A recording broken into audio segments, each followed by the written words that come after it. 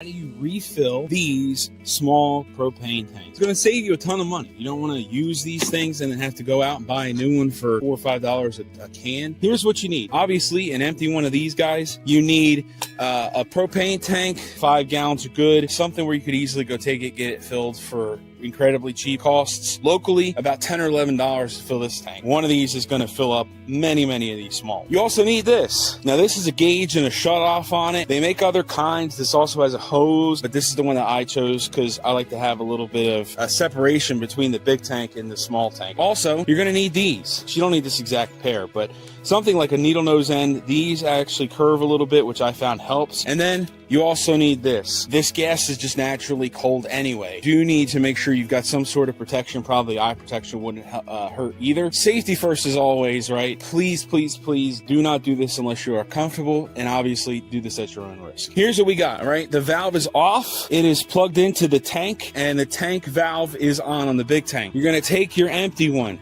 You are going to screw it on like so, which sometimes can take a second to get the thread started, but this one actually is good. You want to make it snug, you want to make it tight, but you don't want to strip any threads. The next thing you're going to want to do is slowly turn on the valve. You should hear like gas release sound. What that's doing is it's actually putting the gas inside this tank. After this has stopped hissing, which is going to take a second, then we're going to actually release the valve and make sure that this tank is full. So I don't hear any hissing anymore. This is pretty much as full as it's going to get without the release. So here's how you do the release. Over on this side, right here, there's a little divot. You actually pull it out, and you're going to hear that. You should hold it out until you really start seeing like a lot of propane, which is like a cloudy mist. At this point, you're going to let this go. Now, you say, oh, it's still coming out. Well, a couple things. First thing, this tank is old.